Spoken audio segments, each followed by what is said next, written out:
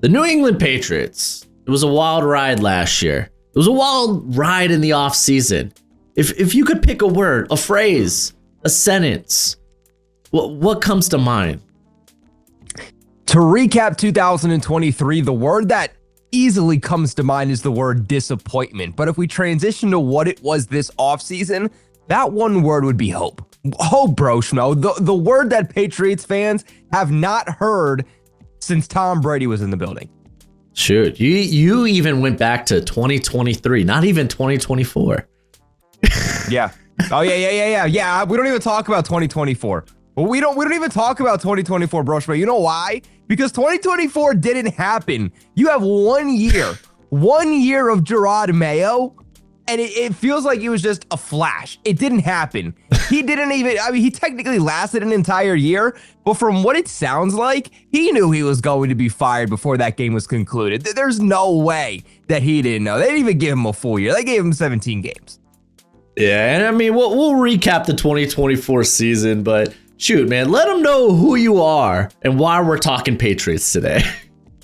Yeah, for those who don't know, my name is Colby Cochran, also known as Patriots Global. I've been covering the New England Patriots on YouTube with over 21,000 subscribers since 2017. I also cover the New England Patriots every single week over on Bleacher Report. I do post-game recaps during the preseason and regular season for Bleacher Report. I also work with Roundtable Sports on the AFC East Roundtable, where I represent the Patriots. And of course, I do host some shows for them, including the AFC West, the NFC South, and of course, who some people might know me from, Draftaholics, which happens from about December to about April, which of course we will be back next year with Broshmo. Dude, yeah, I'm already going through the 2026 class, and there's going to be a lot to talk about. It's a fun class so far. I'm hoping it's going to be better than last year, man. I mean, this past year's draft class wasn't exactly what I was hoping for it to be. Yeah. Well, I mean, hey, better offensive line play. I love the tackle class coming into next year.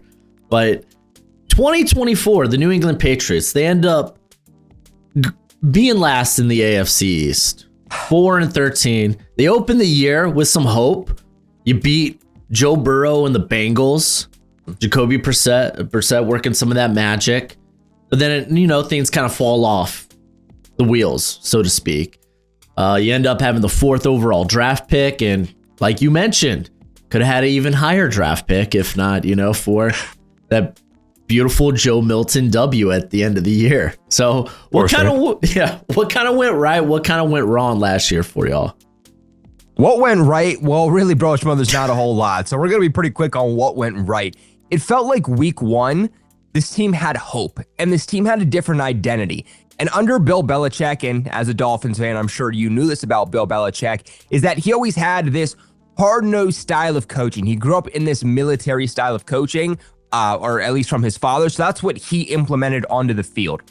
When Gerard Mayo came in, the vibes were high, but he didn't try to be the type of head coach that could be stern with his players, could be strict with his players, right? He wasn't a coach first. He was a buddy first. He was a friend first, and the vibes were high, but the team was never disciplined. In fact, I was not surprised they won week 1.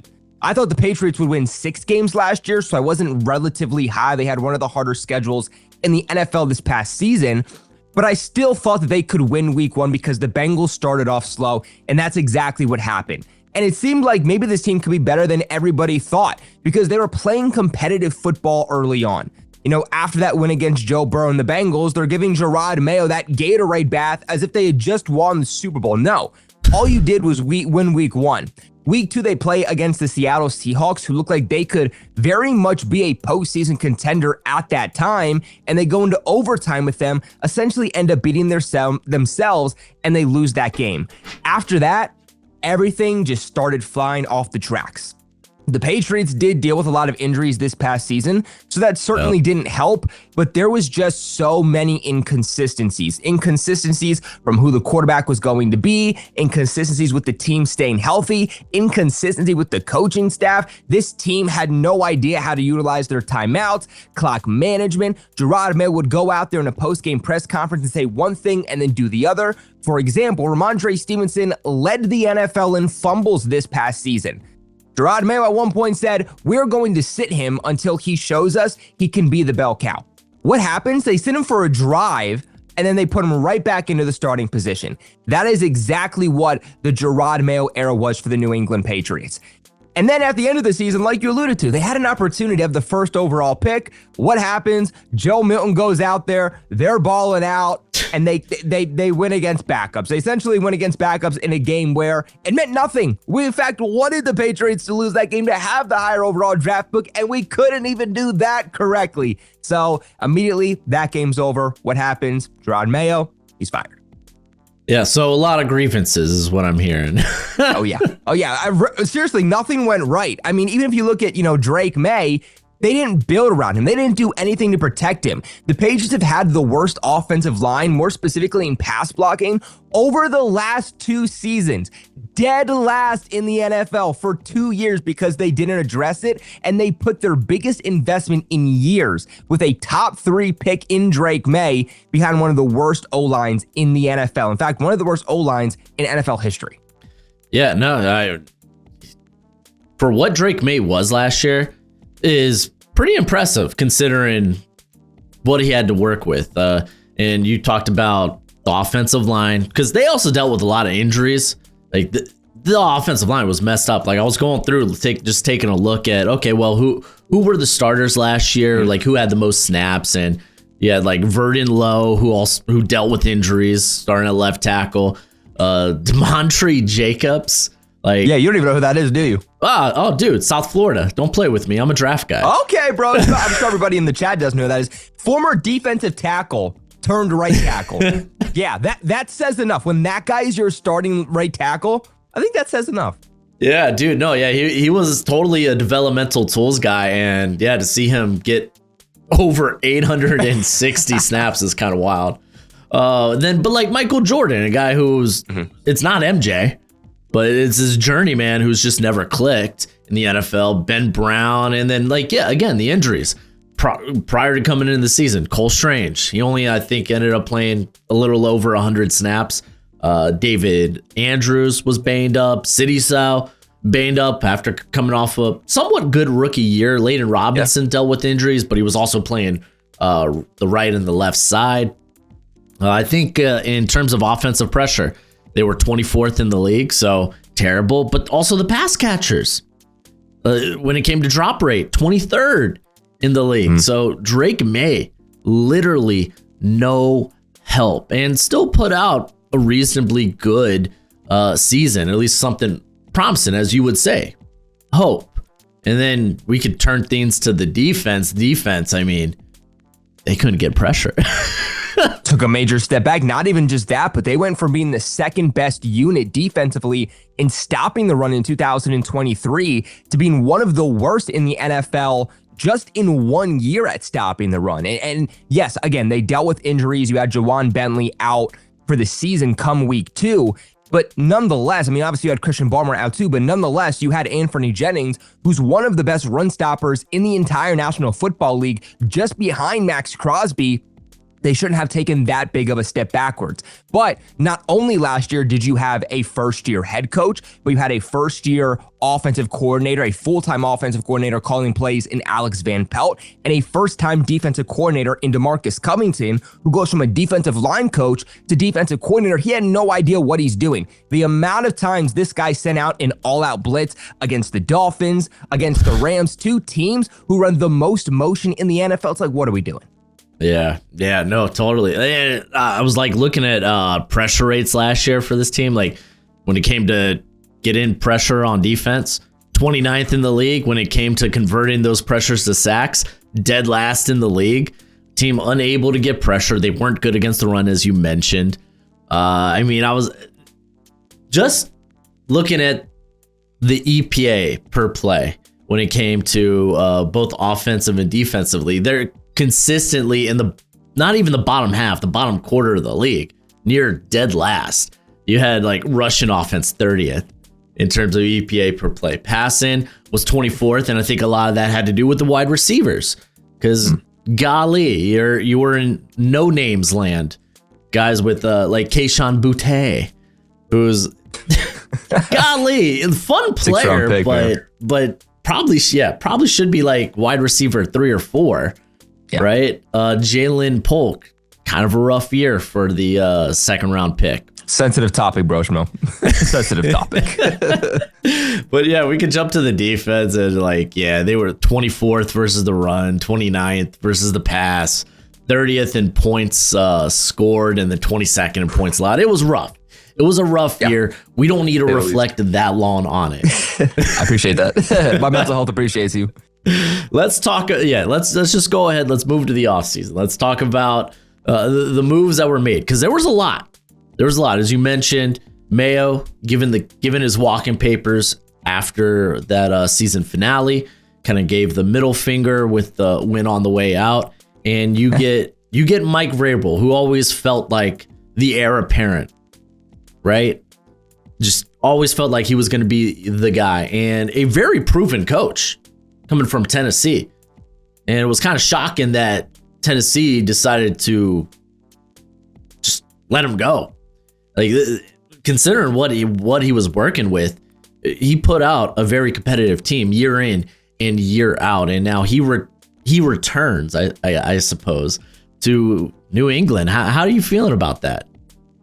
I feel really good, but I didn't think it was going to happen. Everybody at the end of the season was like, oh, there's rumblings about Mike Vrabel to the Patriots, and he wants to be the next head coach of the Patriots if Mayo's fired. And I was like, hey, that's all grand and dandy, but there's no way they're going to fire Gerard Mayo after 1 year, right? He's a first-year head coach. He was given a terrible team, terrible roster, one of the hardest schedules in the NFL. It's going to take some time. They have to give him a little bit more time, as annoying as that might be. Then at the end of that game against the Bills, week 18, they immediately fired him. They literally wasted no time. The media was going to the locker room. They had the statement ready. On their phones wait, Gerard Mayo was fired? What are we supposed to ask in this post-game press conference? What up with that? So, literally not far after hearing that, we heard rumblings at the Patriots. They're interested in Mike Vrabel. And part of why they had to be so quick about that firing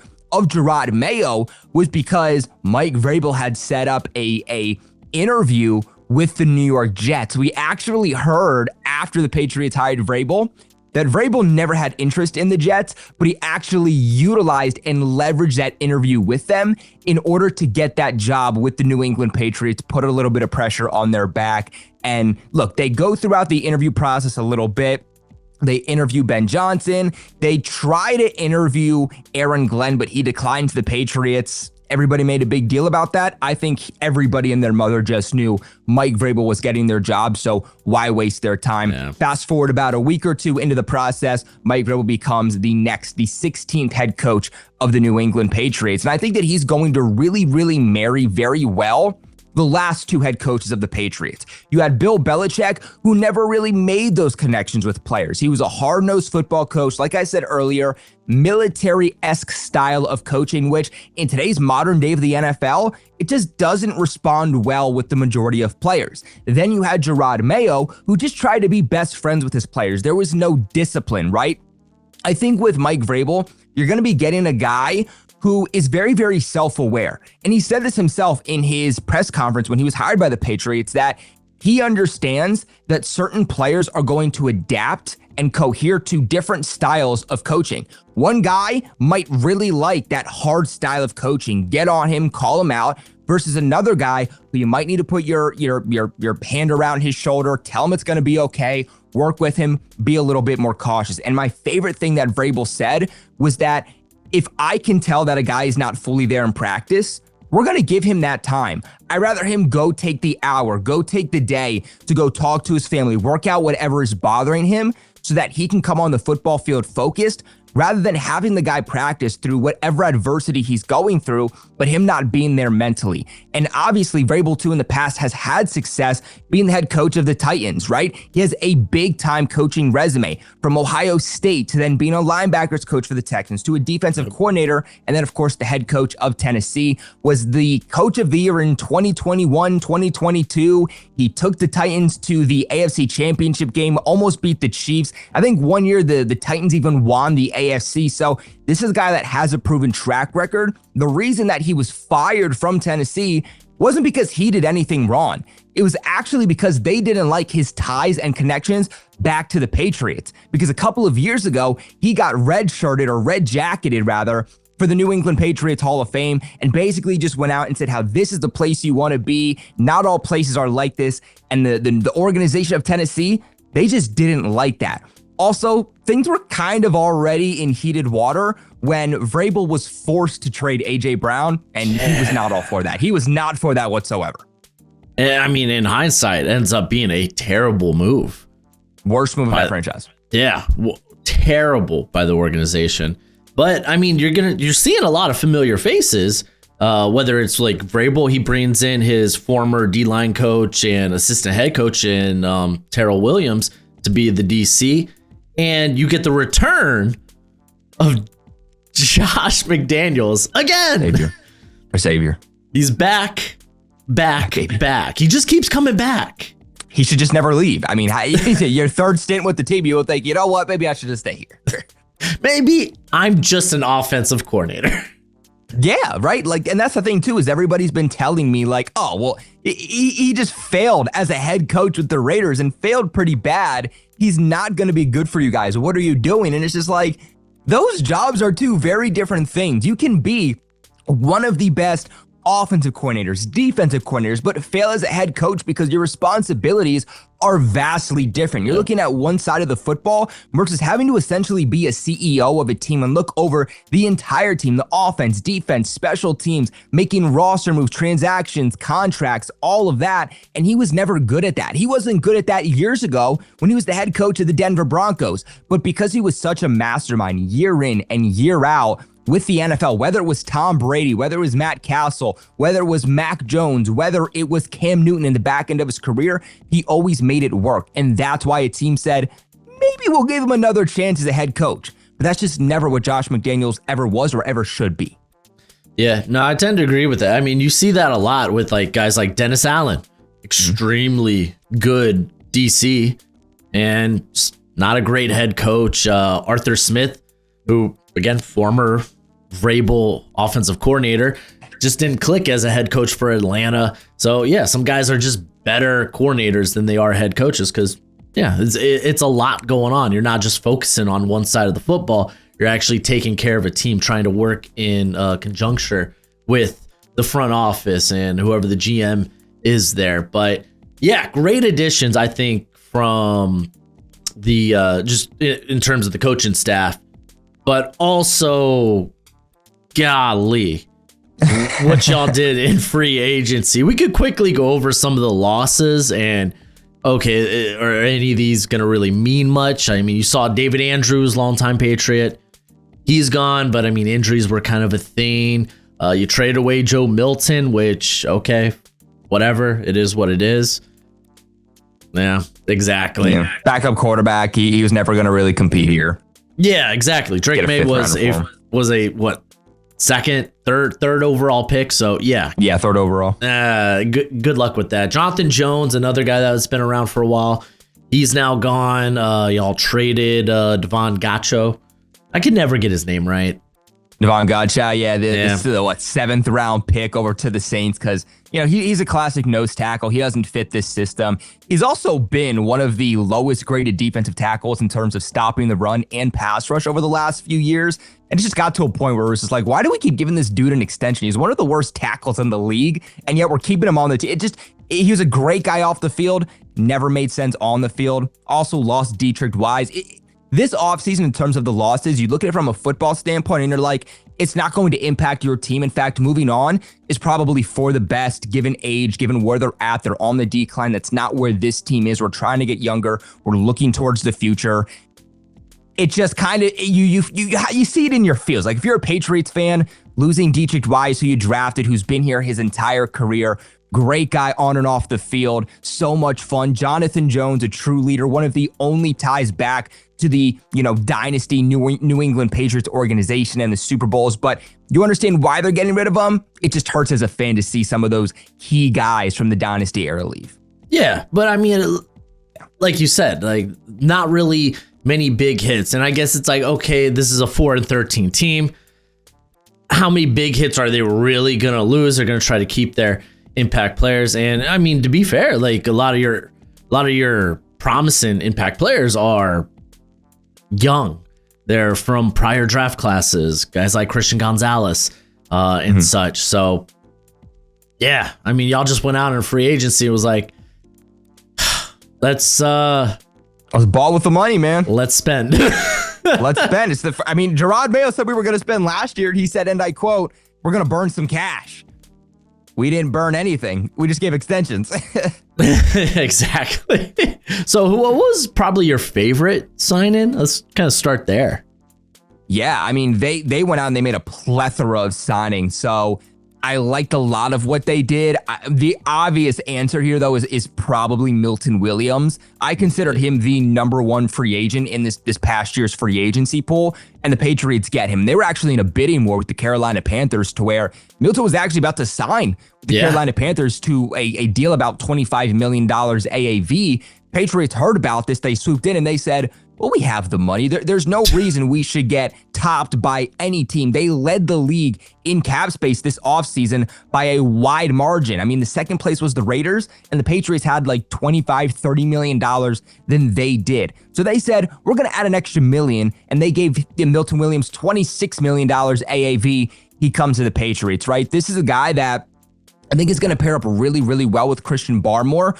At the time of signing Milton Williams, we didn't really know where Christian Barmore was. This is a guy that popped off in 2023, missed the entire 2024 for the most part with blood clots. Now, thankfully, we've heard good things about him. And in an ideal world, you pair those guys up, and from a pass rush standpoint, you have one of the best duos in the interior in the entire National Football League to be able to get to the quarterback. And I think having two defensive tackles, I mean, even one, let alone two, that can get to the quarterback and collapse a pocket from the interior is so valuable, because if you have good edge rushers, but not a good interior, you're going to get that pass rush, but the quarterback can still step up into the pocket and deliver a throw. But if the pocket collapses from the interior, there's really nowhere for that quarterback to go. And that's why it's a completely different ball game. So I think Milton Williams, he was the second highest graded pass rusher amongst defensive linemen this past season, according to PFF.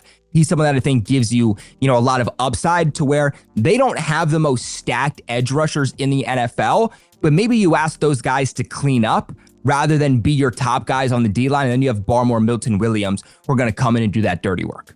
Yeah, I mean, I think that's actually a good case, because they bring in also Harold Landry, who, I mean, he's never really been, I would say, an elite pass rusher in the league. He's been a solid edge 2, but he's never found that running mate, that edge 1 next to him. And you're going to pair him up with the guys like Anthony Jennings and such that can set those edges. And if you can get pressure with guys like Barmore and Milton, I say, can you? You're probably going to. Yeah, that's the hope. Exactly. And you're going to push those guys outside of structure. You're going to force quarterbacks to have to break the pocket. So I think we could be seeing a lot of cleanup sacks maybe for Landry. But that's exactly the way that I've seen it too. I mean, I think that Harold Landry at this point, I think he's a better run stopper than he is a true pass rusher. But like you said, you're kind of just hoping that the quarterback gets flushed out to one side of the edge, and Harold Landry can come up, win that one-on-one matchup, and just finish it. Is he going to lead your team in pressures? No, but he's at least going to come in and, again, finish the job, which is the most important part, because there's times over the last few years the Patriots get pressure.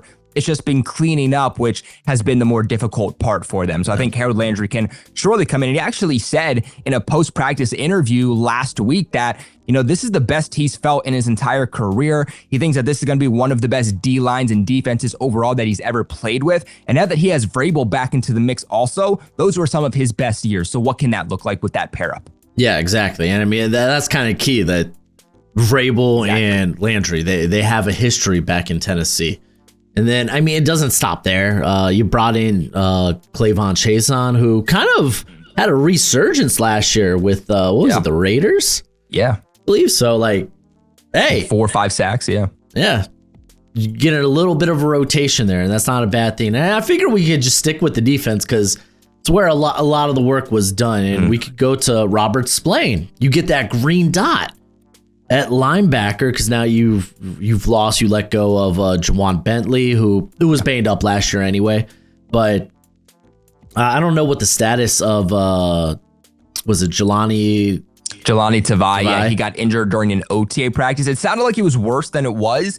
Ended up just being a calf injury. He missed all of mandatory minicamp. He's expected to return at some point for training camp, but it looked like it could have been a lot worse. Like, had to be helped off by Jabril Peppers.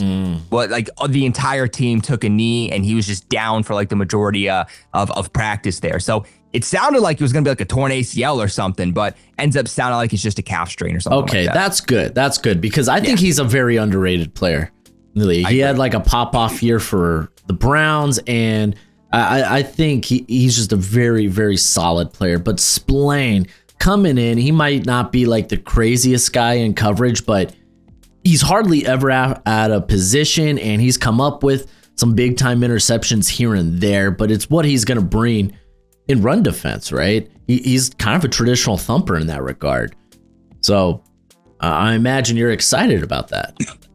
I am too, right? And Vrabel has experience with him, and Vrabel has experience with a lot of the guys they've brought in. And you look at it, whether it's been in the draft, whether it's been in free agency, trade, all of that, it seems that pretty much every single signing, not everyone, but pretty much every single signing has some type of connection back to the organization, whether that's Ryan Cowden, whether that's Elliott Wolf, whether that's Mike Vrabel, Josh McDaniels, or Terrell Williams. So you feel like they'll be able to put these guys in positions where they can succeed. Obviously, Doug Moreau now working as the offensive lines coach. But when it comes to Robert Spillane, I think you kind of hit the nail on the head there. The best part to his game is going to be as a leader. It's going to be as a run stopper. And that's what they had with Juwan Bentley. But the reason they're getting rid of him is, one, he's coming off of a season-ending injury. But two, Juwan Bentley was only that. He was a downhill thumping linebacker, not good in coverage. He was going to be a leader. He was going to make sure the defense was in the correct alignment, no broken coverage, and then he would stop the run. With Robert Spillane, it's different. Now, he's been one of the highest graded defenders, a top 5 highest graded defender in run defense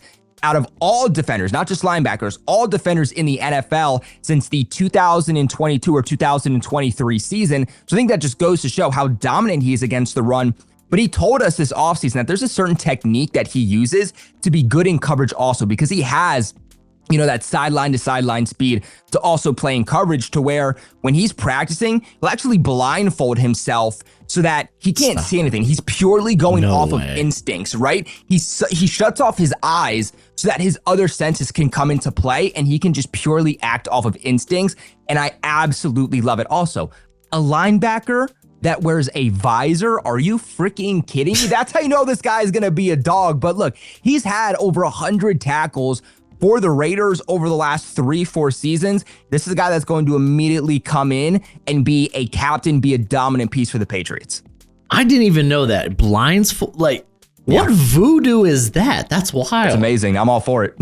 That's crazy. So you did mention guys with connections coming in, and Terrell Williams, he was, I believe, at Detroit last year as the D-line coach. So Carlton Davis, there's some familiarity there with him. Carlton Davis now comes in, and I think Carlton Davis is a very solid corner too, and that's what exactly he's going to be next to Gonzalez. So how excited are you for a legitimate, because I mean that corner 2 position's kind of been up in the air. 2023 you had to deal with Christian Gonzalez being hurt. So never really had, I would say never really, the cornerback room never really felt whole. Yeah, I agreed. I would say that the secondary hasn't been this good since 2018, 2019, when you had Devin McCourty, J.C. Jackson, Stephon Gilmore. But in 2020, it took a step back, and there was a few years where you had Jonathan Jones playing as your outside and number 1 cornerback, and he did fine at doing so, but this was a 5'10" veteran cornerback who was one of the best slot corners in the league, and you asked him to be your number 1 outside guy. Then you get Christian Gonzalez in 2023 to be your number 1 guy. He looks promising, but then he goes down with that season-ending injury, bounces back this past season, and goes second team All-Pro. So you have your number 1 guy on the outside, but like you alluded to, who's your number 2 guy? They tried Alex Austin there. They tried Marcellus Dial last year. That was just a bit of a rotation. They tried Jonathan Jones there. Now you have a veteran quarterback who's young enough to still play at a high level. The thing with Carlton Davis is he's not going to play an entire season for you. Every single year, this guy deals with some type of injuries, but he's not necessarily a liability. He'll play, 12, 13 games for you. So he'll play the majority of games, but you're going to need to have a good backup plan for cornerback too, because he is going to miss a few games at some point on the season. This was a guy that at one point was not the number one corner in the NFL, but was a number one corner for his respective teams. I mean, I remember that video of Jamar Chase surfacing saying that the hardest cornerback he's ever had to go up against was Carlton Davis. And I think at this point in Davis's career, where he's asked to be a cornerback 2 instead of a cornerback 1, can actually bode really, really well for him, but also for Christian Gonzalez, because teams essentially said, we're not going to throw Gonzalez's way, so we're going to just throw him the opposite way.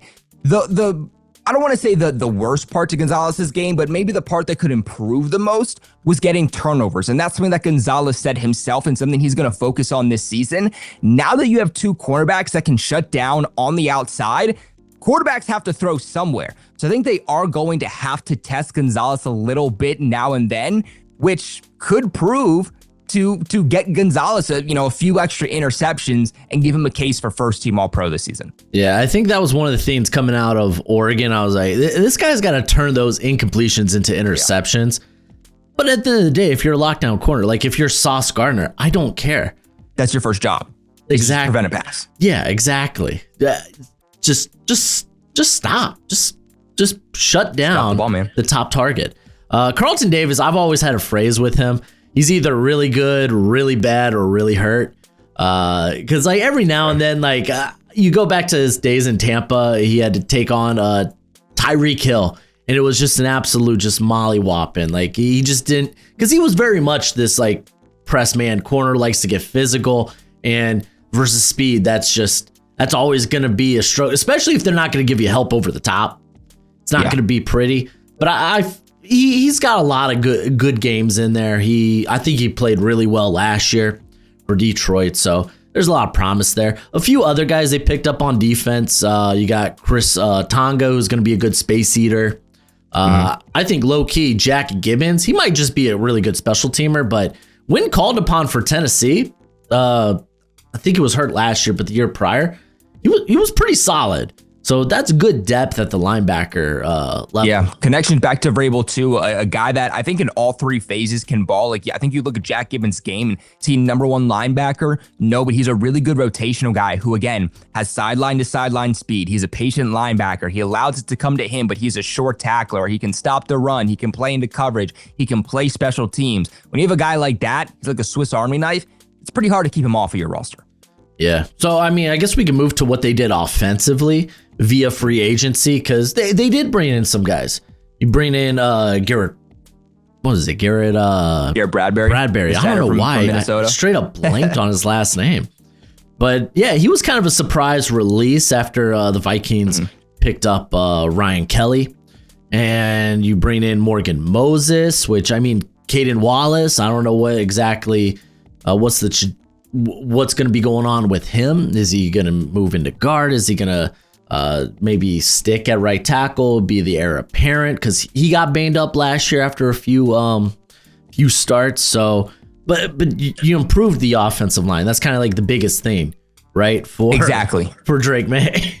Exactly. I mean, offensive. The way that I see this, right, is all offensive production starts with the offensive line. That's why, like, people who were screaming for the Patriots to draft Marvin Harrison Jr. over Drake May, it's like, what are we talking about? And then, hey, you can't go Will Campbell, you need to go wide receiver. It's like, well, again, how's that guy going to get the ball when your quarterback's not protected, right? If you want your return on investment on Drake May, Ramondre Stevenson, Antonio Gibson, now Travion Henderson, Kyle Williams, it all starts with the blocking up front. A famous phrase that I have on my channel is that the offensive line is like an engine to a car, right? You can have all the sexy pieces. You can add the wide receivers, the running backs, the tight ends, kind of serving as that new paint job to your car, adding the dye on the dashboard. Your car can look cool, but if your car doesn't run effectively, efficiently, it doesn't move, ain't nobody going to care. It's not going to be spectacular. It's not going to be shiny, right? It's not going to be cool. And that's exactly what the O-line is. The O-line is the engine to your car that's going to allow it to move so you can do all the sexier other pieces and allow them to operate effectively and efficiently. Like you said with Caden Wallace, this was a guy that was drafted in the 3rd round last year. They were cross-training him at right tackle and left tackle last year, so they never allowed him to stay in one place. I thought that before he got injured with his season-ending injury, he showed promise as a run blocker, needed to develop as a pass blocker there. Right now, they're still giving him reps at right tackle, but they have given him, as of late in the last couple practices, some reps there on the interior of the O-line, more specifically at left guard. So that could be a potential switch. Some rumors, nothing confirmed, but like you said, Morgan Moses, this is a guy that's 34 years old right now. He's on a 3-year contract. He'll be about 37 by the time that contract's up. I'd be surprised if he truly did get to the end of it, but this was someone who is very, very good still. He's not going to be elite, but he think he's going to be average to above average. And given what the Patriots have had in DeMontre Jacobs, given what they've had as of late, that is a massive, massive upgrade. I don't think the O-line is going to go, top 10 or top 12, but can they at least be middle of the pack? Can they at least be the 20th best offensive line in the NFL? I think that is serviceable. And you know that Drake May can excel the offense past its limitations. So right now you just need guys that can make it better. And by the way, the Patriots tried to upgrade the offensive line more. They tried to get both of the offensive linemen from Baltimore that hit free agency, but they retained both Stanley of them. And was it Bakari? Yeah. So they tried to get both of them on top of getting Trey Smith from the Chiefs. So they tried to get more top tier proven players, but those guys don't hit the open market. And you see why they, I'm sure we'll transition to the draft, but you see why they had to go with Will Campbell, because good offensive linemen, they don't hit the open market. Why do they not hit the open market? Because finding good offensive linemen is difficult. And when you have a good offensive line, it excels your entire offense.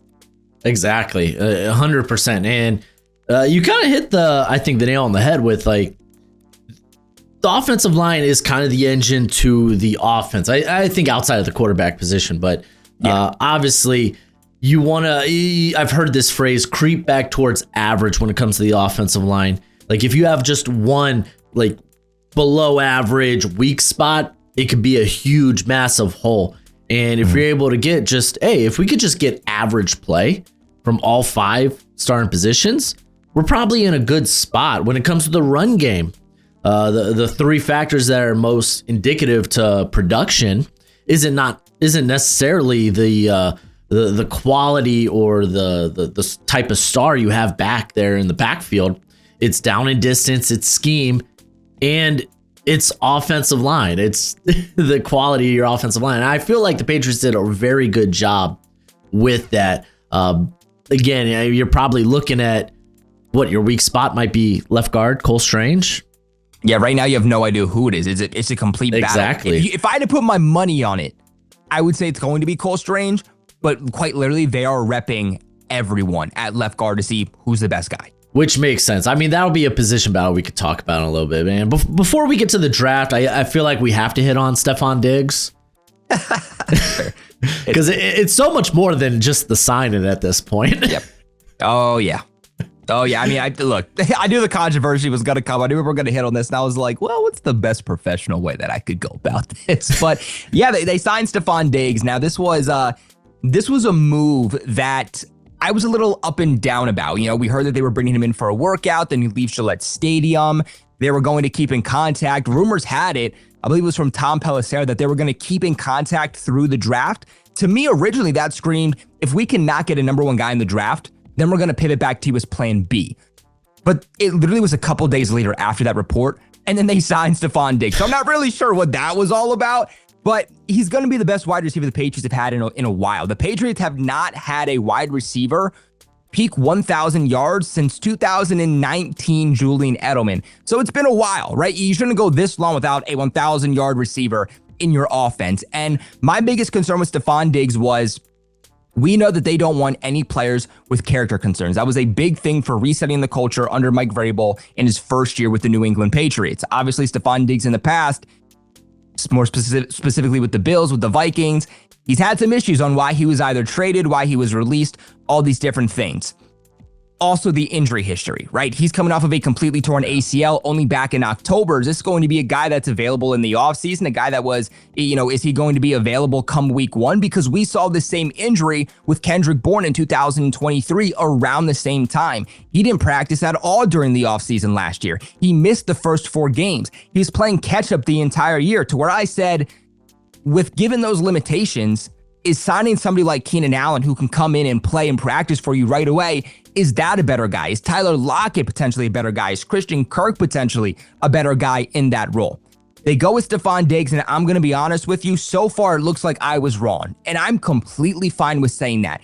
The rehab, how serious he is taking his rehabilitation process this offseason has been tremendous, whether it's with the New England Patriots, whether it's by himself. Every single day, he's just preparing and getting ready, and he is motivated to come back stronger than ever. Now, obviously, there was that controversial video that came out during Memorial Day weekend. The one thing that I want to say, there was no practice. So for everybody acting like, oh, he's skipping Patriots practice, he's skipping his rehabilitation process to go party with Cardi, be on a boat, it's like, there was no practices. It was a holiday weekend. The team was off. Other players were off on vacation.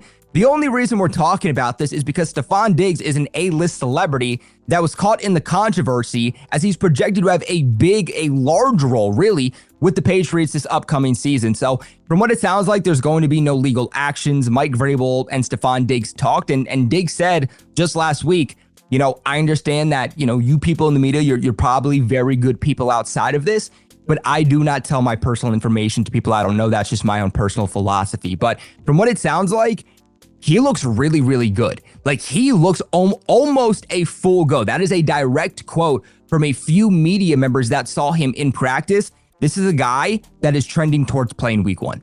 That's awesome. That's awesome. Man, I mean, of course, y'all are the Patriots. Of course, y'all have Memorial Day weekend off. Just makes sense. We're the Patriots. We have to. It's in the name. Yeah, and when it comes to Stephon Diggs, you got the persona, you got a little bit of diva in there, but you never question this guy's work ethic, because he's one of the most nuanced route runners in the league.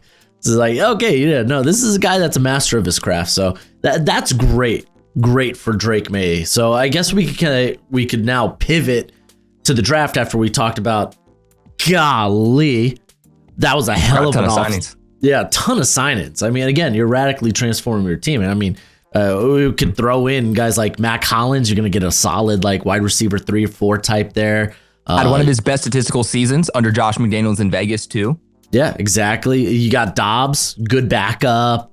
Marcus Epps, he's coming off the injury, but he was a starter prior to that, and he's going to now add to, honestly, the safety room's kind of deep. And again, we'll talk more about that, but let's just go ahead, jump to the draft, because y'all did a lot of damage there.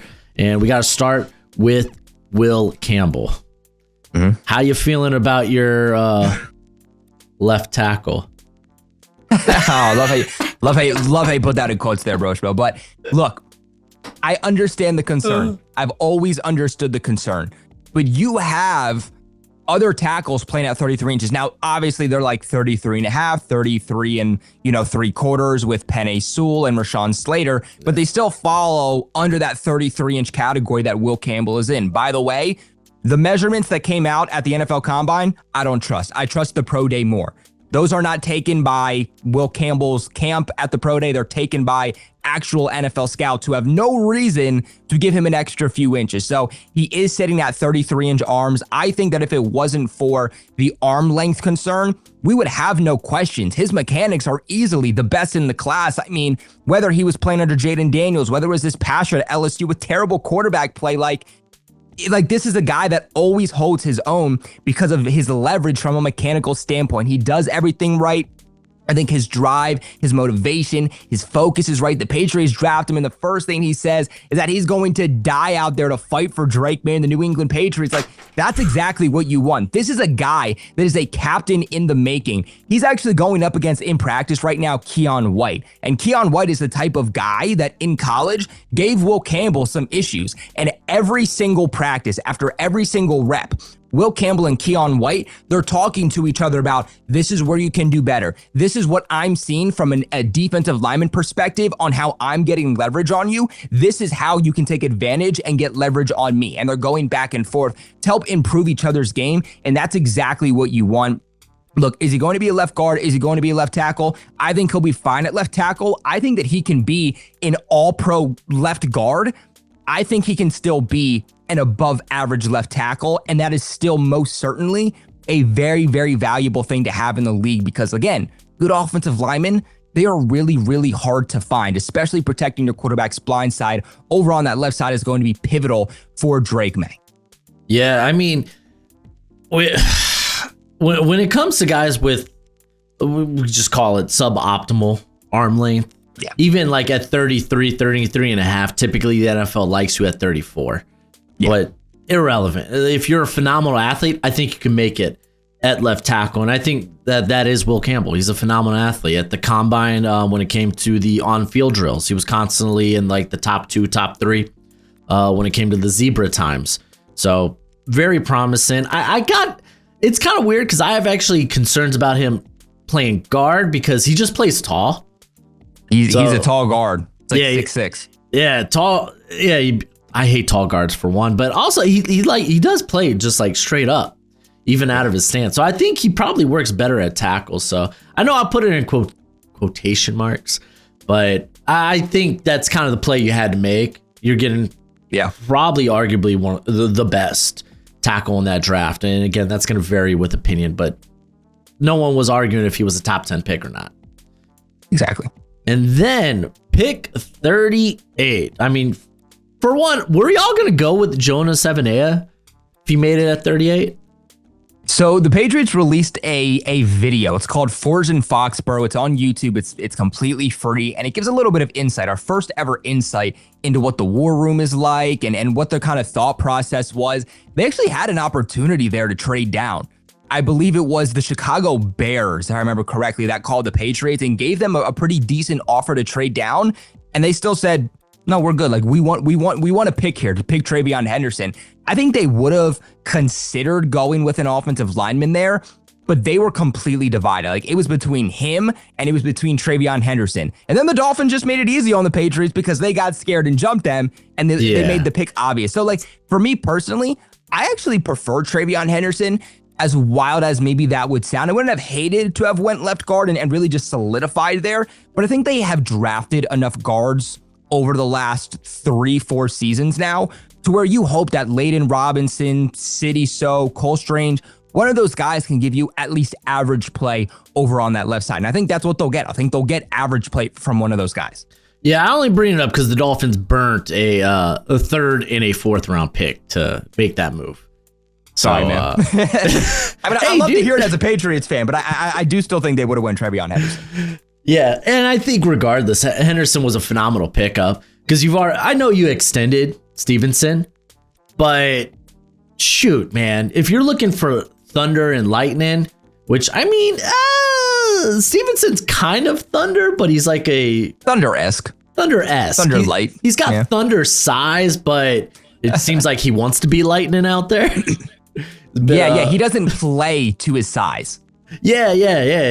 But I mean, he's got really good feet, so like he moves well. So it's kind of regardless. You're getting a dude that can do it in the passing game, that can do it as a pass blocker as well in Henderson, and that's just going to be that potential home run threat with that home run speed. I really like the pick, and it's an upgrade over, say, Antonio Gibson, who's kind of occupying that role. So I like that a ton. Yeah, I like that a ton. And we could kind of just like go right into like Kyle Williams, because again, these are picks that are helping Drake May.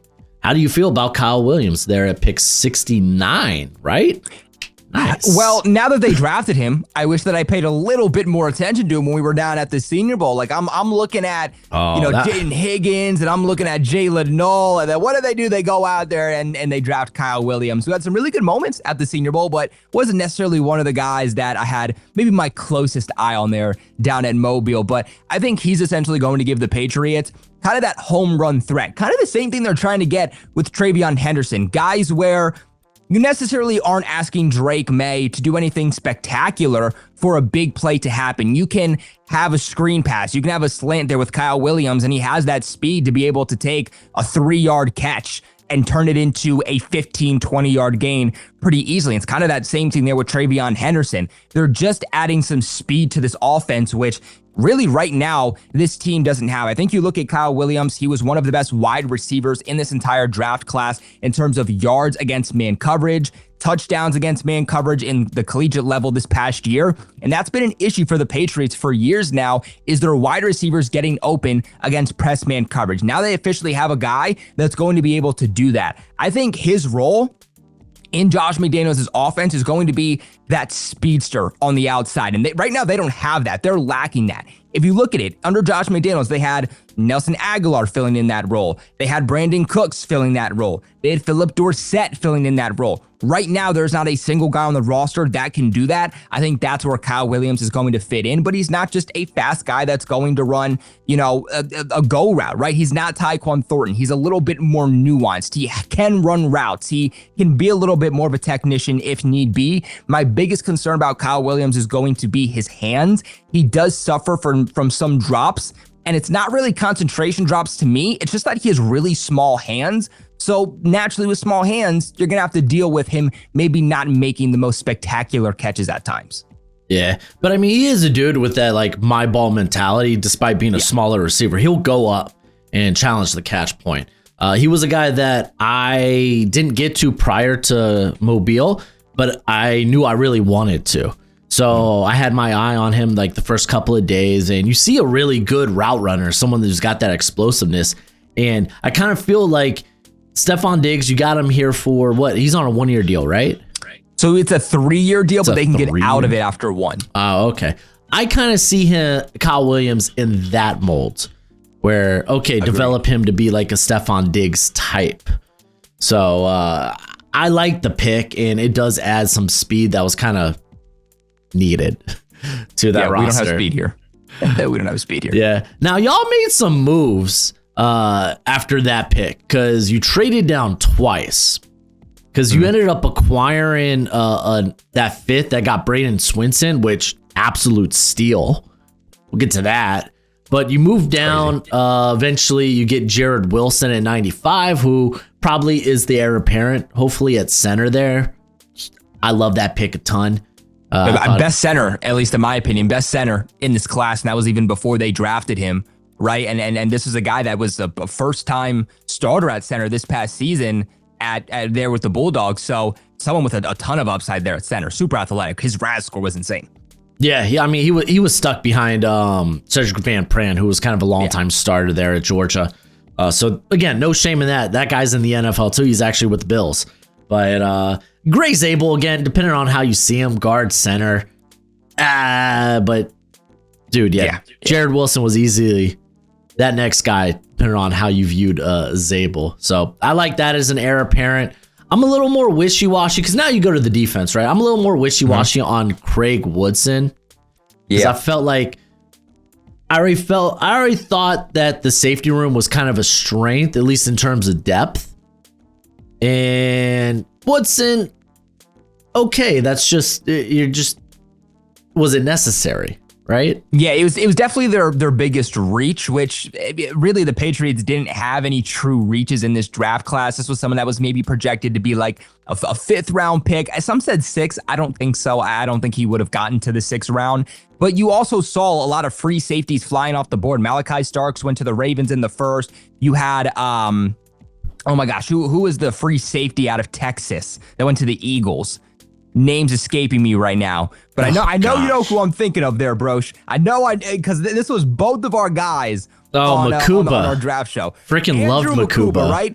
Makuba goes in the 2nd round to the Eagles, and now these safeties are maybe flying off the boards a little bit earlier than the team projected. So maybe they even had him a little bit later, but they said, this draft's going so well for us, we need a true free safety. This is one of the only guys left coming out of California, and so they had to take him a little bit earlier, which, by the way, he's absolutely balling. He's always around the football. He's tipped the ball. He's gotten some interceptions throughout practice so far. So right now, the entire Patriots media is going, maybe we were wrong about this pick, and the Patriots have something on their hands. And, the last thing I'll say about him is the Patriots have a loaded safety room, but they don't have a guy right now who just plugs in as that true starting free safety. Craig Woodson mainly played as a free safety throughout his collegiate level, has that ability to play elsewhere, slot, cornerback, box safety, but he's mainly going to come in and hopefully gives you that next Devin McCourty. Okay, sweet. Has he played any slot snaps? Because I know you got Marcus Jones there, but yes. Okay, because it's nice to have that depth. Just is. Yeah, for sure. They need depth there, actually. That's probably their biggest hole right now on defense is that slot role. Yeah. Then you grab Joshua Farmer, absolute toolsy freak, another guy we saw at Mobile. He's just going to add to that interior. That defensive line is starting to look mamma mia. Finally, a little something, you know what I'm saying? Yeah, and then you add Braden Swinson to the mix, so it's like, golly. The defensive line is starting to now, there's some sizzle. There's some life. There's some juice. Outside of that, there's not really, you drafted a kicker. Cool. It is what it is. Andy Borgales, baby. Hey, to you, baby. To you. Best kicker in the draft, man. I'm just saying. Just saying. Marcus Bryant wasn't a guy I watched. I mean, we're talking about pick 220. But I mean, it was part of a very good Missouri offensive line. So, yeah, I had a 7th round pick on him. So they selected him around where I thought probably their best value picks are Farmer and Swinson. I mean, just for reference, PFF had him as their 47th player on their big board. That is a second round pick.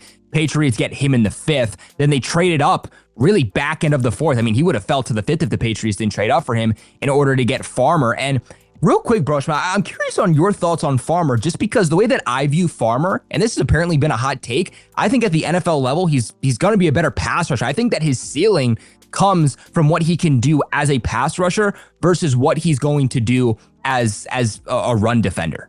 Oh, I agree. Because like you saw him take a step up this last season at Florida State as a pass rusher. I believe he had a 9% win rate, which is pretty solid for interior players. Again, interior, you're not going to have the big win rate like you do on the edge, but in terms of length, size, speed, good explosiveness, there's a lot of tools there. You just gotta kind of develop some techniques, some pass rush moves to play consistently with leverage, stuff like that. And yeah, I mean, it kind of makes sense if you want to get him into the fold as kind of a situational pass rusher early on, because again, you already have like Barmore and Williams.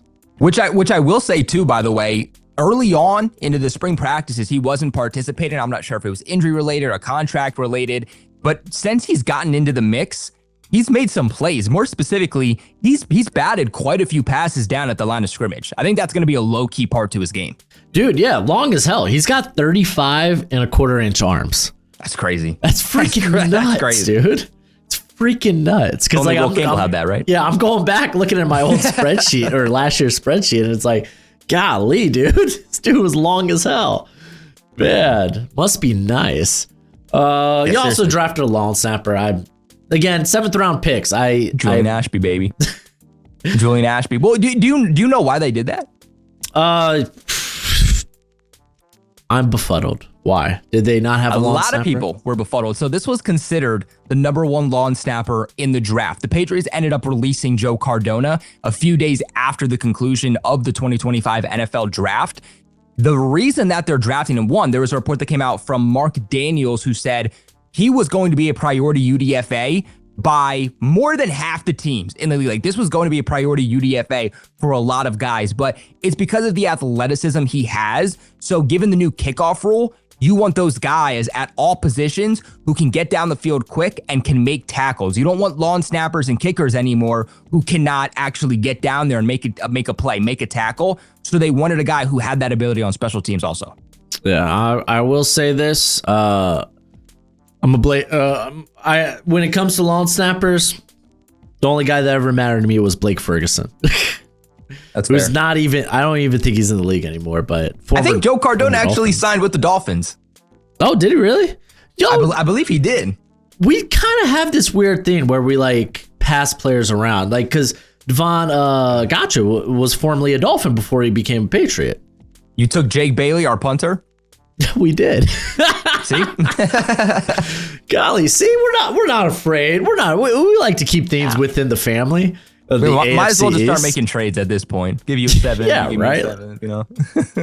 Yeah. Well, why have the Raiders rip us off when you can?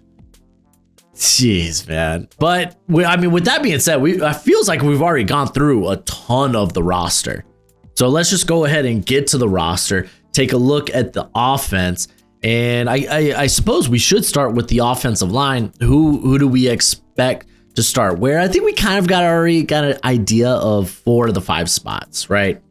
Yeah. Because you got Morgan Moses over there at right. You got Michael Onwenu at right guard. Yeah, right guard, where he should be.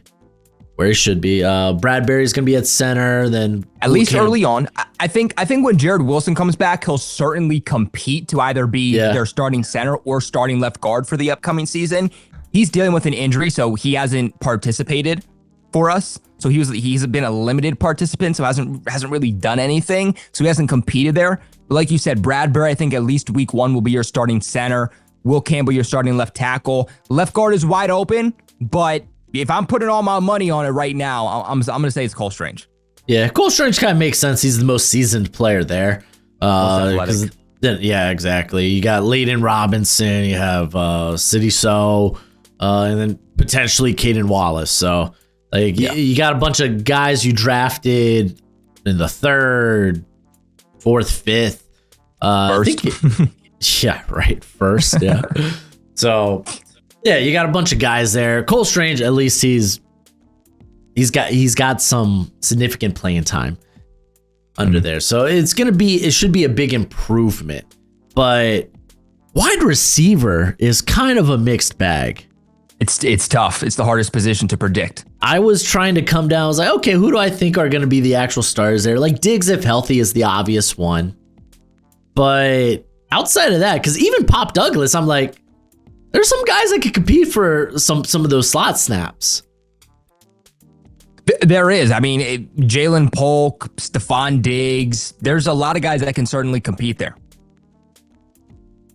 Dude, Kyle Williams, you get Kendrick Bourne back, who it's like, KB, yep, inside, he can outside be back versatility. He can be into the mix. Boutte.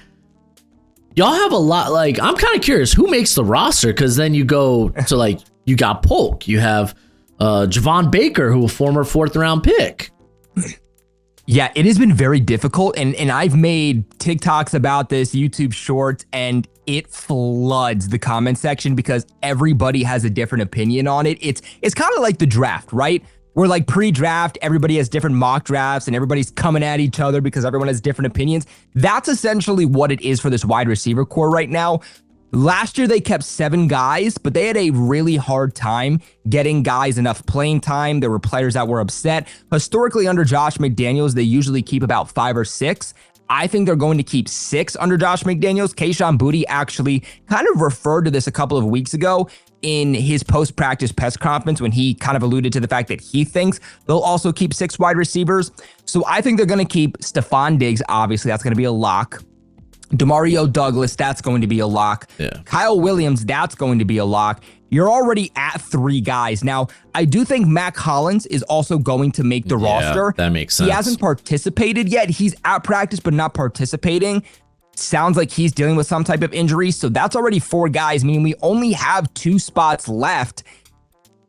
Yeah, it's difficult because I think Kayshon Boutte is also going to make the Patriots roster, which means there's 1 guy left. 1 guy left between Jalen Polk, Javon Baker, and then Efton Chisholm, UDFA slot wide receiver, which is balling out in spring practice. I was just about to ask about him. Drop.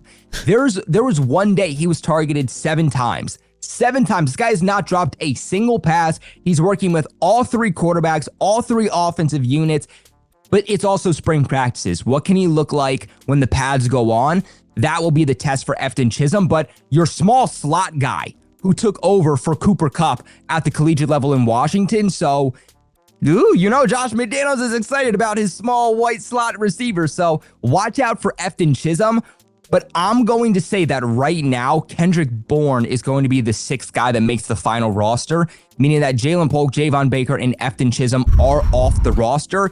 Jalen Polk's been dealing with some injury problems. He actually got off-season shoulder surgery, so maybe he gets Foxborough flued and they kind of just throw him on the IR for the season and he competes next year. Javon Baker, I think that you can get back on the practice squad. This guy's done absolutely nothing. He looks terrible in practice. Last year, he couldn't get a single snap in the regular season until like week 17, week 18, because he didn't know the playbook. He doesn't line up correctly. There was a play 2 weeks ago where he makes a catch over a practice squad cornerback and is flexing and chirping over to the defensive sideline. The offense is getting back into its huddle, and you have Mike Vrabel and the quarterback screaming at him to get back into the huddle because he's too busy flexing on mossing a practice squad cornerback. So I think he's as good as done. He's not making this roster. But again, I think right now that battle is between like Jalen Polk, Efton Chisholm, and Kendrick Bourne. Yeah, I can see maybe Polk starting the year on the pup. And then maybe you make that hard decision 4 to 6 weeks into the season after you've seen these guys actually on the field. So yeah, for sure. I mean, look, when the pads go on, that's when job security comes along, right? Job security does not come in spring practices. Job security comes late into August in the preseason. Pads go on because football is, like I always say, football is what have you done for me lately, not what did you once do. Exactly. Then again, I mean, if you're a former first round quarterback, you got a hell of a shelf life. You're going to be around the league forever. Freaking Zach Wilson, currently our backup quarterback. This is true. Hide your moms in Miami. I'm just saying. Especially in Miami, man. Ooh, Miami's a different breed. It certainly is. Tight end, it's kind of like business as usual. You bring back Hunter Henry and Austin Hooper, and I think that's A-okay. Yeah, I think they'll keep 3 guys, but it's going to be between the 7th round pick, Jaheim Bell, CJ Dupree, essentially those UDFA tight ends. Yeah, I'm actually kind of interested in the UDFA guys because Dupree, really good blocking tight end. You didn't really get to see his passing chops at Alabama, but he had a year at Maryland where it looked pretty good. I could definitely see him sticking around. You think you're only going to keep 3? You might not keep 4? Oh, yeah. I mean, they never keep 4 tight ends. I mean, it's historically 3. Sometimes it's even only been 2. I can't remember the last time they kept 4. They'll definitely load it up there on the practice squad and keep 1 or 2 guys there. But usually they do keep 3. I think it's interesting, too, because do you want Jaheim Bell, who's going to give you that receiving upside but no blocking? Or do you want a guy who's going to come in and give you, blocking but maybe not as much receiving upside? Yeah. Do you think, because you normally keep a fullback, right? Yeah. Well, under Josh McDaniels, yeah. Yeah. So do you think maybe you keep I guess Westover? He's going to be he's an H-back type. Even G. Scott, who at Ohio State, he was more recognized as kind of like a big slot, but he also lined up in the backfield every now and then. You think maybe one of those guys can maybe convert? Yeah, I mean, Josh McDaniels has even said since rejoining the Patriots, just the value and the importance of a fullback. I even saw Jakob Johnson, who's currently with the Giants, former Raiders and Patriots fullback, saw him at the Super Bowl, and he said that, Josh McDaniels, he really does prioritize that fullback and even touched upon the importance of having a fullback in an offense in today's modern NFL.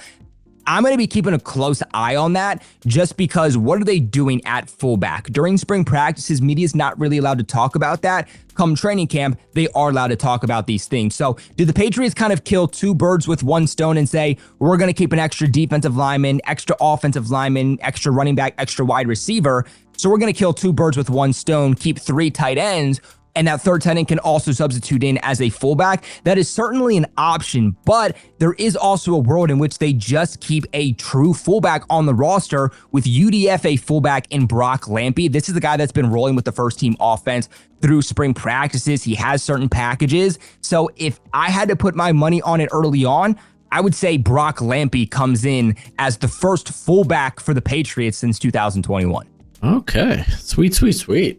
Running back, a lot of fun to be had. We've kind of talked about Ramondre and Henderson. That should be a very good duo, given if the offensive line takes, and it should take a step up. Now, do they creep towards that average middle of the league? Yet to be seen. But running back, there should be some sort of semblance of a run game there. You have Antonio Gibson as the backup. Of course, he brings special teams experience as well. I'm curious to hear about Lant Larison, because I feel like that's the guy that's going to be making the roster. Dude, like just your classic Josh McDaniels running back, right? Like, and under McDaniels, he likes to keep a loaded running back core. When he left, the Patriots weren't as much running back by committee, and they were kind of more two-set. You know, Ramondre Stevenson, Zeke Elliott, Ramondre Stevenson, and Antonio Gibson last year. They tend under Josh McDaniels to keep about 4 or 5 running backs on the active roster. Think about some of the most infamous years under the Patriots. You'd have like LeGarrette Blount, James White, and then the Sony Michel era, the Rex Burkhead era. They always were more running back by committee dependent on the situations that they were in.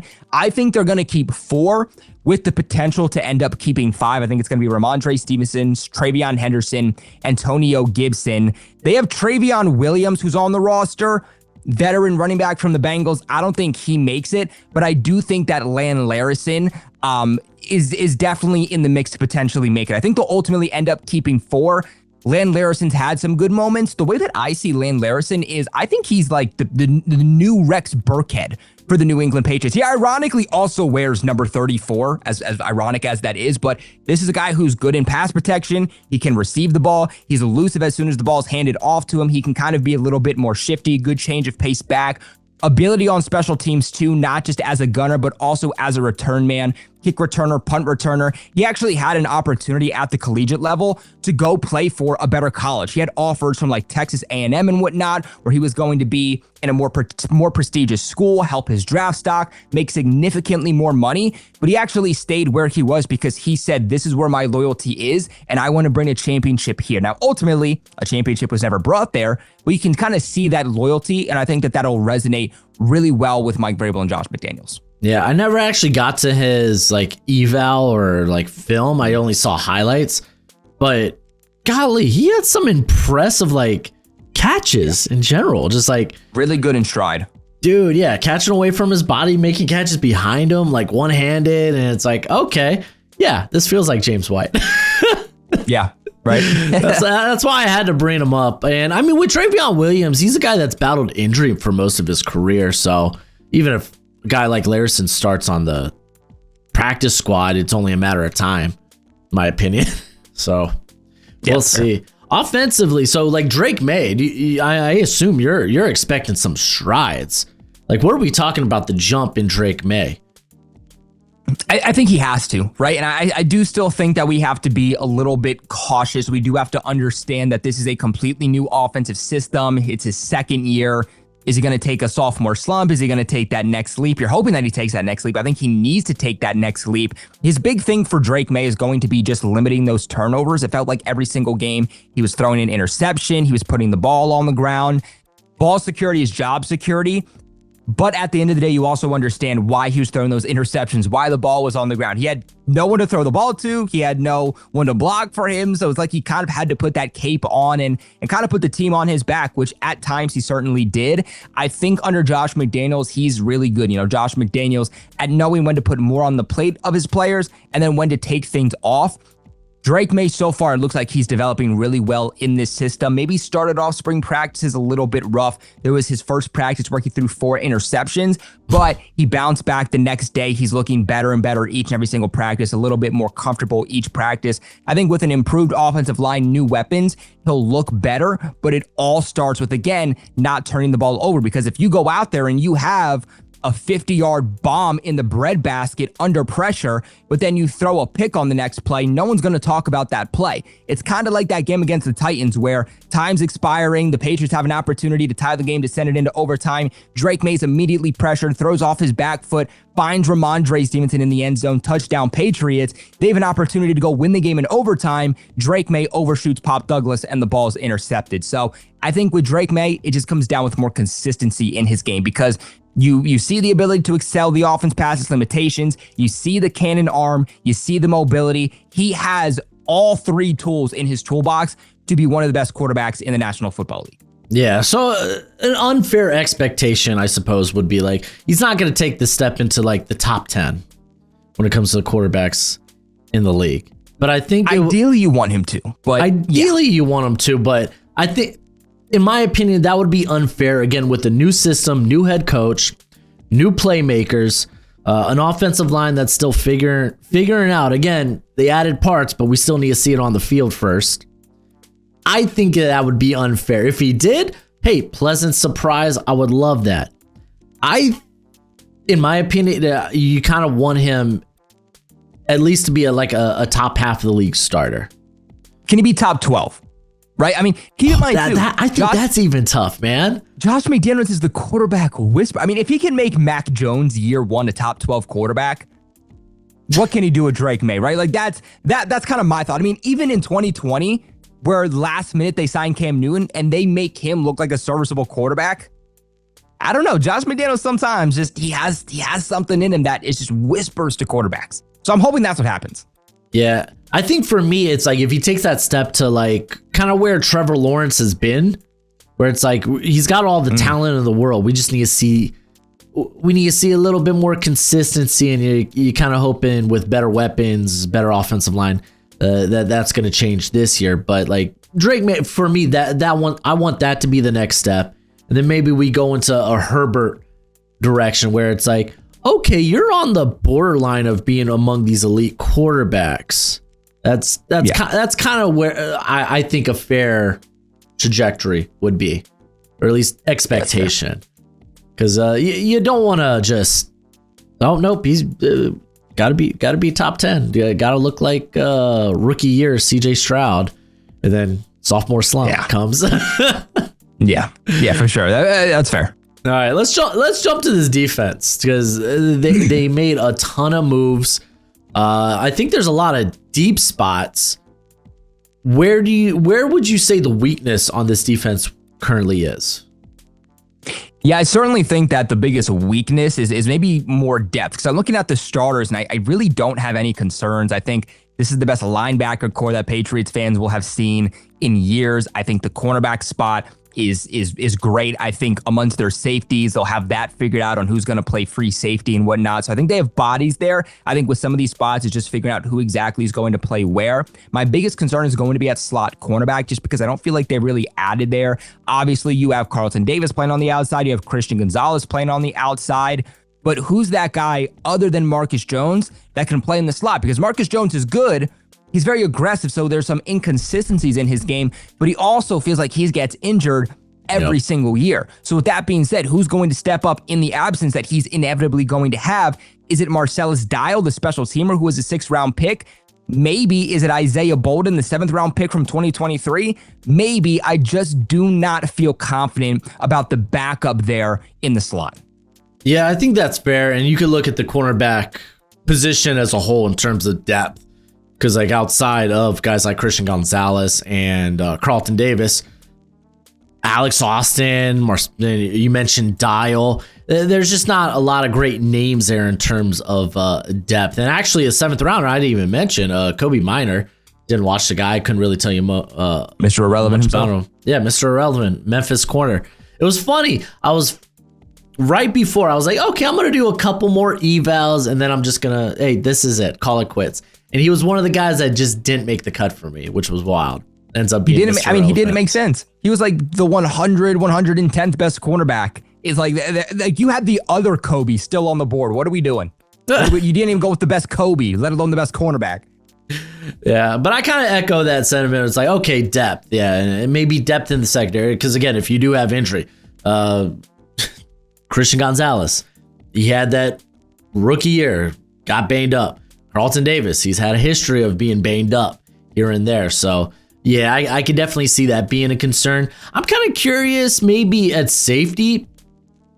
I guess it's easy to say Jabril Peppers, Kyle Duggar, those are your starters.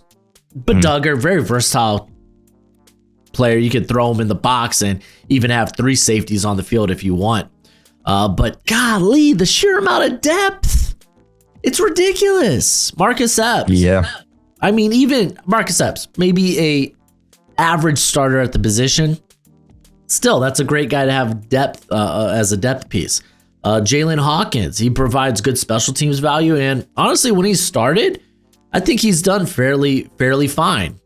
Yeah, starter last year for the team. Even Del Pettis, UDFA from last year. Dude, out of Troy, I freaking loved him. I saw him at the Tropical Bowl the year prior, and I was like, yo, let's go. And I mean, he's going to be a good, I think he played mainly special teams, but he had kind of like spot, not necessarily starts, but where he saw significant snaps. So, what the hell? Who's getting cut? There could be a surprise trade. Like it wouldn't surprise me if like last minute, maybe the trade deadline, maybe roster cut downs, maybe Kyle Duggar, Jabril Peppers ends up getting traded because who's traded for Peppers? Peppers and his nonsense. I think the only way that they trade one of those guys is if the rest of the safety group really, really pops off. So right now, though, I'm going to play it safe. I'm going to say Kyle Duggar makes the final roster. Jabril Peppers makes the final roster.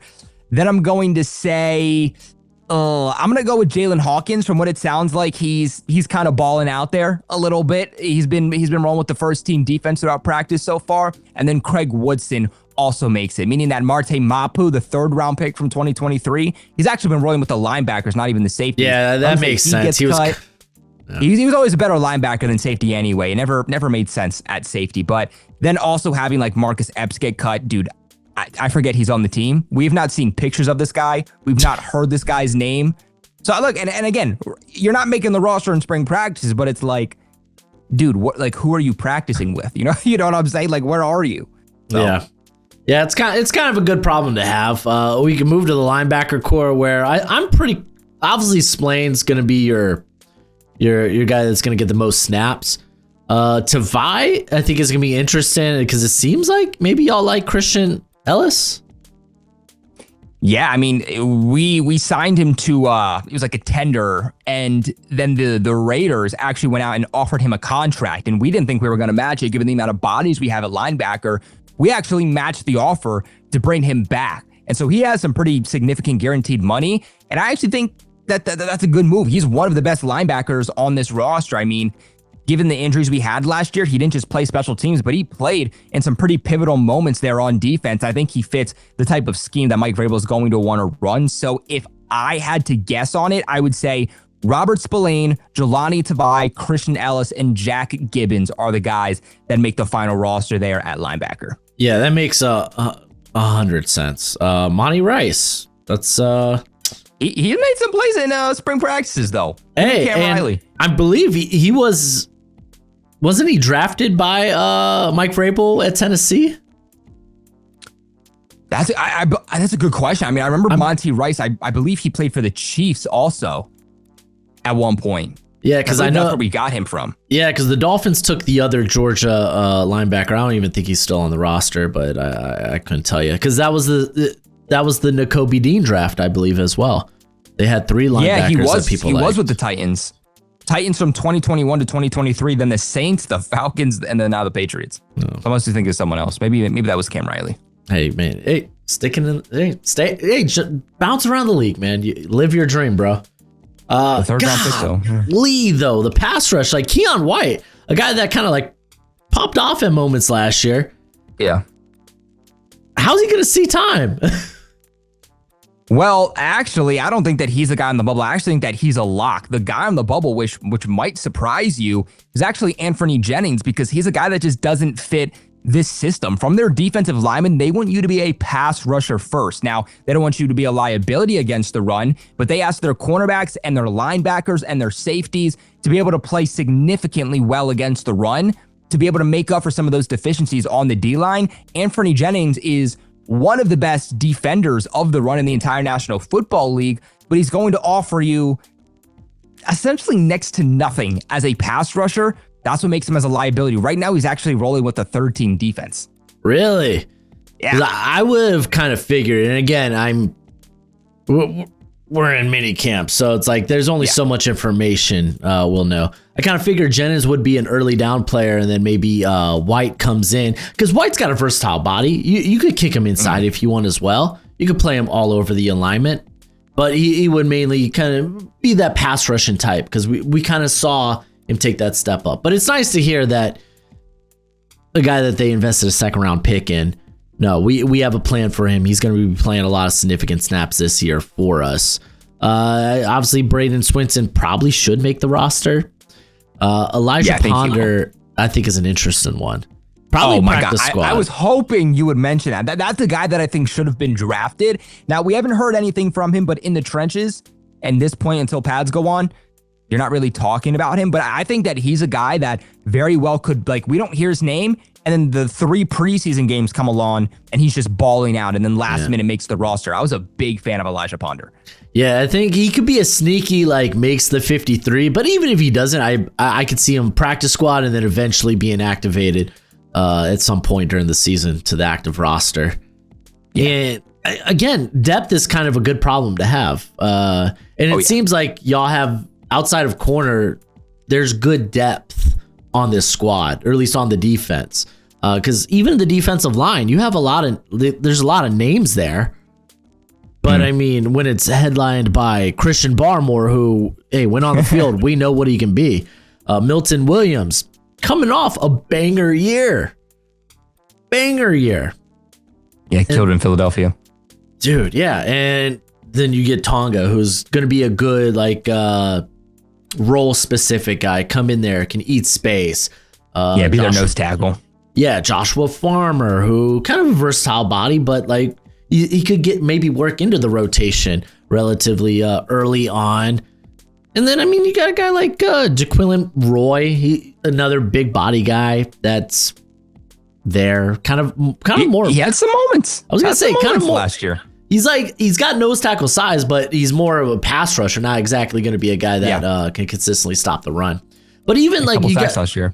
Yeah, and you got Javari Ritzy, who had a phenomenal combine for North Carolina. Had a really good combine, ends up being a UDFA. Could be a sneaky guy that, I don't know, I feel like y'all have too much depth. He's not going to make the roster, but someone you could stash on the practice squad. So, like, I imagine you're feeling really good about this defense.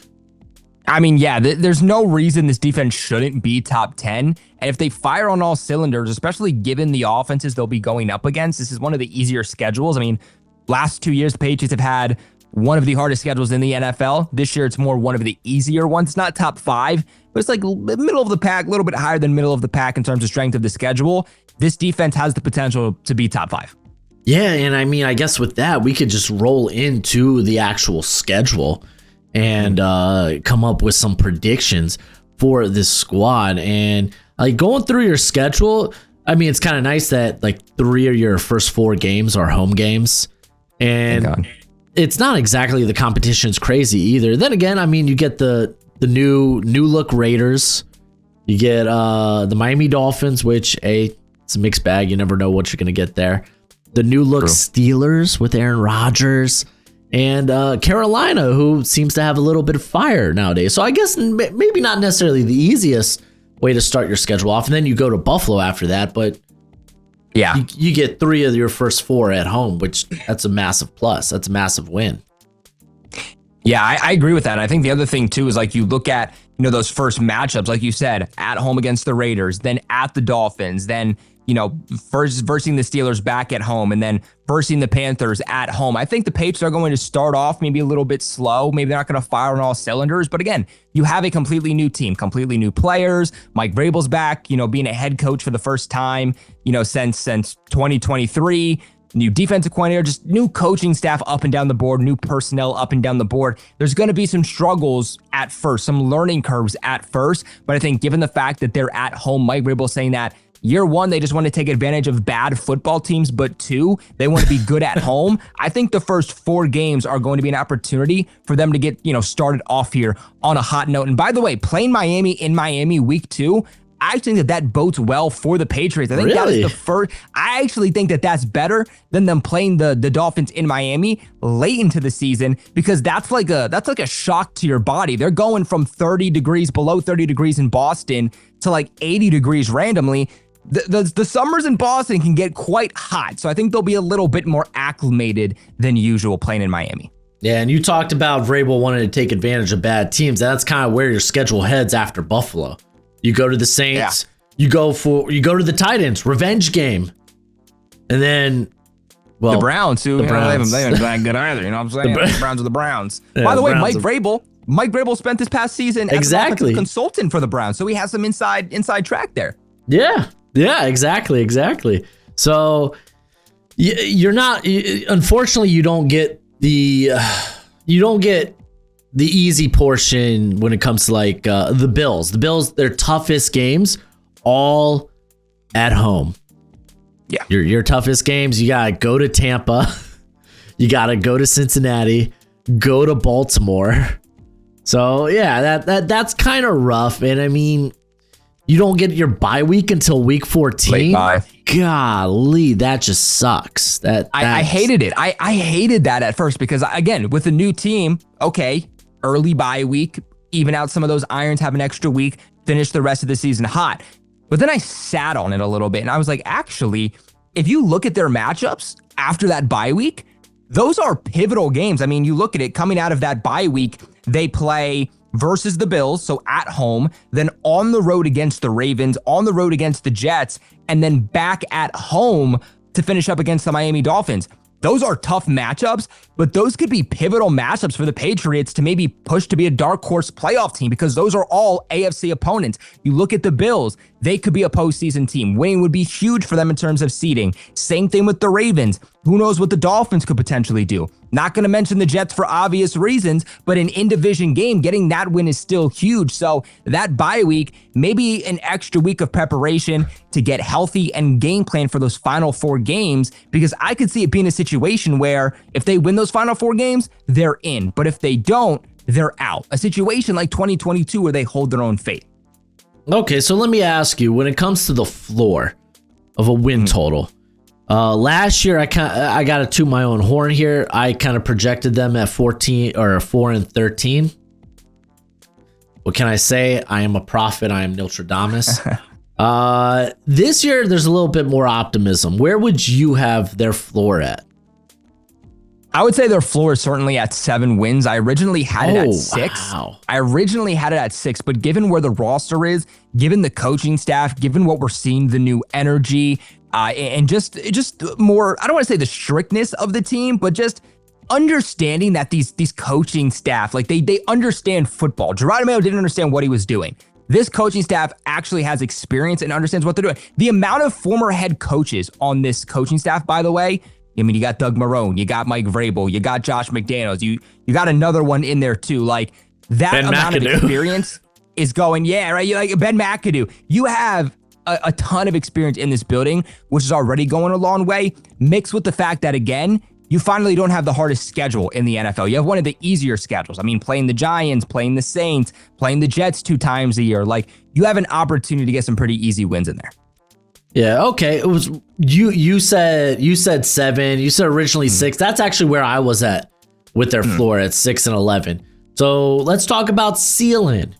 Like, because you said dark horse to make the playoffs, and I'll say this: I don't quite have their ceiling there, but I'd like to hear you out on this. So there's tell me the world that this team goes 15-2. There's some people in the media that believe the Patriots could get 13 wins. Like, that's their ceiling. If everything goes correctly, they could get 13. I'm a little bit more low, okay? I believe it might say, but I'm a little bit more low. I think their ceiling is about 11. Like, if everything goes right, everything goes perfect, you're firing on all cylinders, people are healthy, I think 11 wins would be that ceiling. Okay. I have it at 9. Ooh, so okay. Yeah, I feel I think Mike Vrabel, because he's known to like coach these guys up. They'll come ready to play. I don't know if they can quite get over some of the tough road games, get like Tampa, Cincinnati. You got Baltimore, Dolphins, and the Patriots. They always split, so it's just I assume we take the home game, y'all take the home game, and I think there's gonna be questions with games on the road. Well, Raiders, Steelers early on. I feel like that's probably one where you split, whether it's beating the Steelers or beating the Raiders. I don't know if you do both of those. I have y'all having that a 3-game winning streak though. That week weak part of the schedule against the Saints, the Titans, the Browns. I think at least a fair expectation. I can see a world where maybe 10, if Drake May takes a huge step up, things start clicking on the offense. Because I think ultimately that's where my questions lie. It's with the offense. I actually have a lot of optimism when it comes to the defense and what Mike Vrabel can do for that defense. The question is, okay, Josh McDaniels, can you return to OC status, or are we going to get head coach and everything's a mess offensively? I don't think that's the case, but it's going to be something in the back of my mind. So, yeah, I think maybe 10's a bit more fair. I had him at 9, but maybe we could split the difference. You had him at 11. Split the difference at 10 and 7. Split the difference. All right. Meet me in the middle a little bit, Broshmo. I'm always down to compromise. There we go. But shoot, dude, I didn't expect us to go as long as we did. Man, it was supposed to be an hour. A lot to get into with this team, man. Dude, yeah, I know that offseason was so freaking hefty. So before we head out, of course, let the people know where they can find you. Yeah, you guys can find me on YouTube at Patriots Global, always covering the Patriots. I covered every single OTA practice open to the media. I covered mini camps, little sneak peek preview into what's coming up. I have to release my draft grades. I've been so busy with everything else going on. I haven't even released my draft grades yet. I have them. I just haven't released them in video form yet. Trying to get a little bit of highlights to add on top of the film to get some B-roll there. But we got that coming up. We got winners and losers from OTAs, winners and losers from minicamp. If you guys want more Patriots-related content from me too that maybe isn't long form that I put on YouTube, follow me on TikTok at Patriots Global, Twitter at Patriots Global, and Instagram at Patriots Global. Very, very nice. And thank you for joining me today as we took this plunge into... golly, one of the most hefty off seasons to talk about. I didn't really know the beast I was getting into until we were there. Golly. Hey man, it's always an absolute pleasure to chop it up with you, Broshmo, man. I mean, especially when we can maybe pivot a little bit from the draft and just talk some NFL football for a minute. Yeah, exactly. This is a hell of fun, and I appreciate you coming on. But as always, until next time, you be easy, our friends. Later.